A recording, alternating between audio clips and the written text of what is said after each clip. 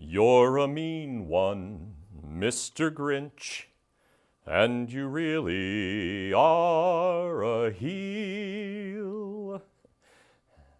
I've spent some time this past week watching my favorite Christmas shows from childhood. And I've noticed that when it comes to most of my favorite Christmas movies or TV shows, there's almost always a happy ending. Take, for instance, The Grinch. The Grinch hated Christmas, the whole Christmas season. Now, please don't ask why. No one quite knows the reason.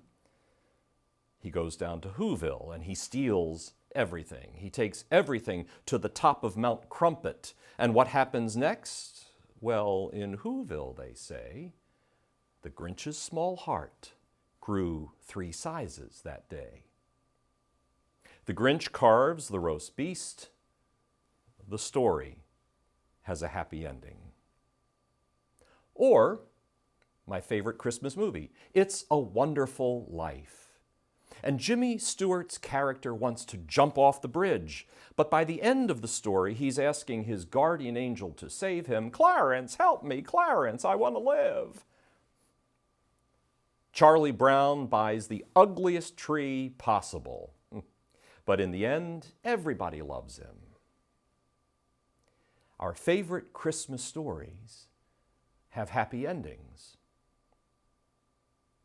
Today, we hear the conclusion of Matthew's Christmas story. After listening to the way that Matthew draws his Christmas narrative to a close, you may find yourself wondering, is this a happy ending? After all, in just a few verses, we hear how Mary and Joseph have to flee to a foreign country. They become a refugee family, escaping the violence of an out-of-control king. We hear of the murder of children, the weeping of parents, death, and even more danger. What kind of ending is that? Now, this might be a little confusing to us because we are hearing pieces of the Christmas narrative in a different order than the way Matthew tells the story in his gospel.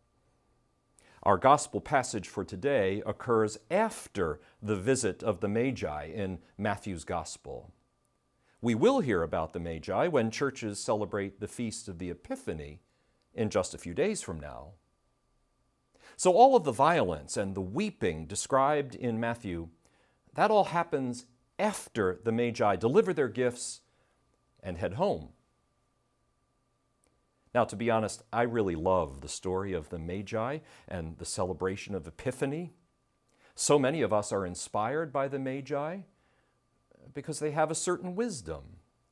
We don't call them the wise men for nothing, even though the Bible never specifically says that they were men. I have heard reports that women can be wise too. These Magi were wise enough to notice what was happening in the heavens. Apparently, not everyone was paying attention. As Matthew tells the story, it's only these wisdom figures from an eastern land who paid attention to that star, which announced that God was up to something big. So they undertake the hard journey, not quite sure where they'll end up. And when they arrive, they worship the Christ child and present their gifts, and then they go home by another route so that King Herod won't know all the details.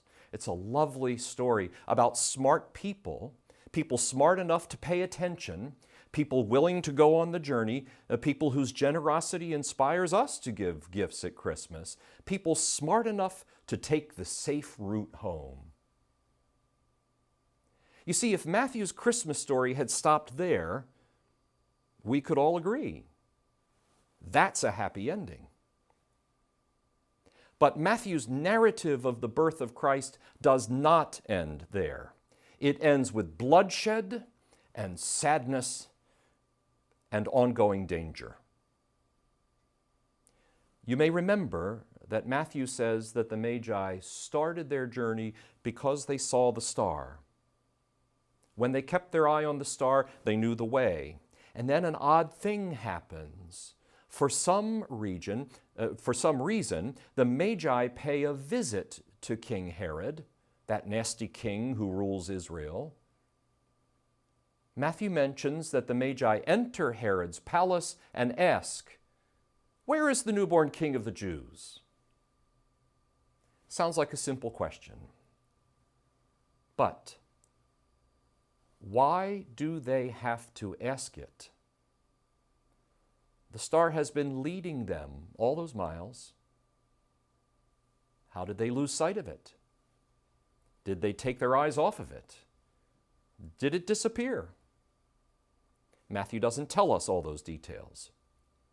But apparently, the Magi are in some ways lost. They have to stop and ask for directions. Maybe this is proof that they're really women. Men never stop and ask for directions. But the fact that they've stopped to ask Herod for directions leads to a tragedy.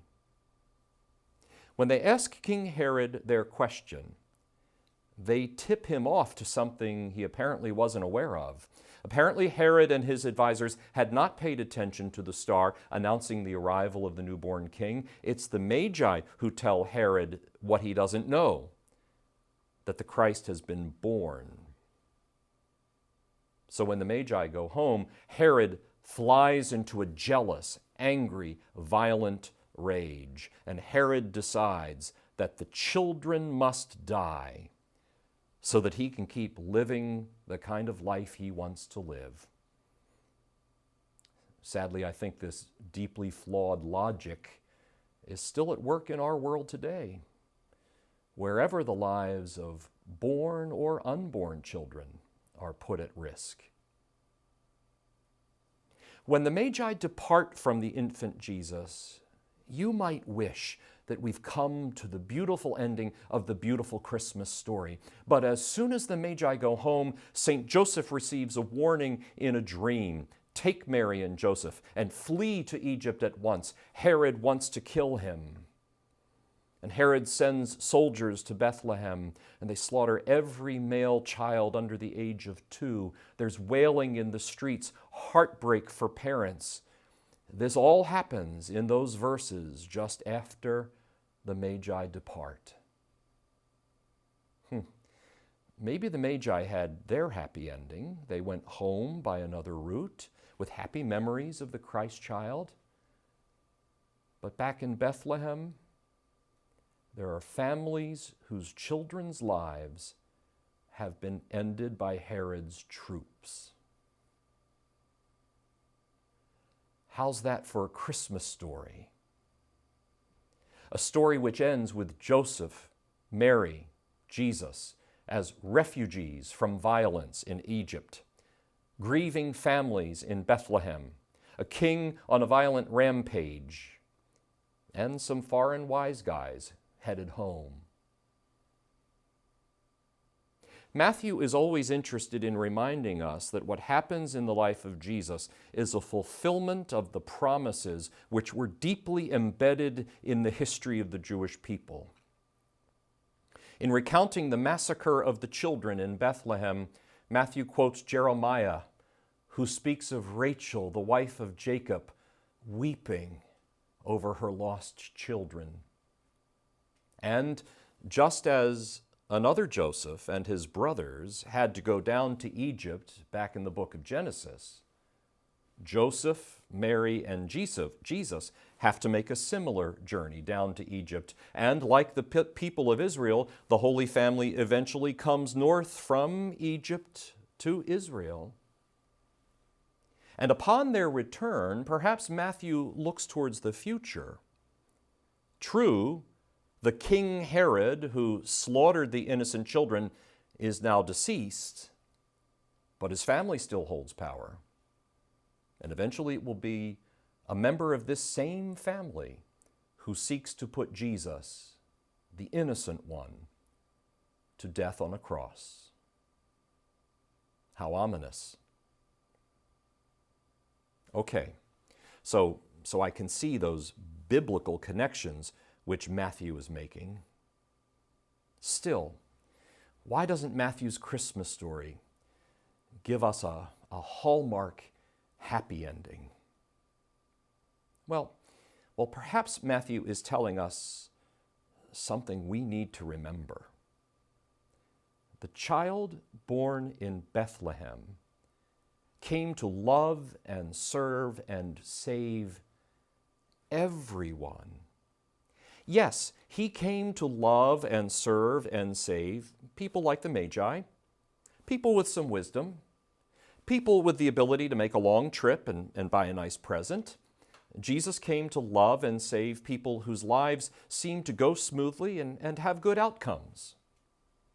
And the child born in Bethlehem came to love and serve and save people like those families in Bethlehem. The moms and dads whose hearts get broken. Jesus came to love and serve and save those who die too young, those who die from violence, those who are victims of repression and jealousy and hate. And the child born in Bethlehem came to love and serve and save families. Families like his own family, who have to deal with imperfect situations or terrifying moments. He came to love and serve and save families who have to flee from one country in order to seek safety in another. He came to love and save imperfect families. And the child born in Bethlehem came to love and serve and save every person who ever feels as if their wonderful plans and dreams have been snatched away from them by a situation that's unfair, unjust, or downright scary.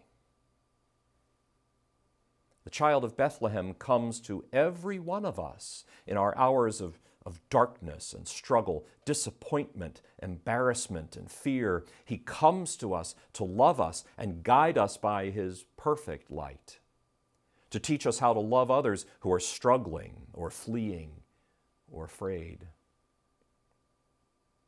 I think that the child born in Bethlehem came to love and serve and save people like King Herod and his troops, and everyone who thinks that violence is the solution to our problems. If the perfect Son of God were born into a perfect family, in a perfect way, in a perfect town, at a perfect time, then his message would probably only apply to perfect people. But the Son of God was born in a stable with animal dust in the air and the odor of shepherds at the door.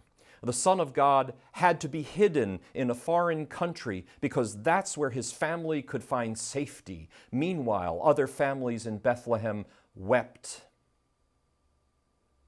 This narrative about the birth of Jesus reveals that God is present here and now. Yes, he's present in all that's beautiful in our lives, but the Savior is also present in every aspect of our life and our world that is struggling, suffering, staggering, screaming, streaming with tears.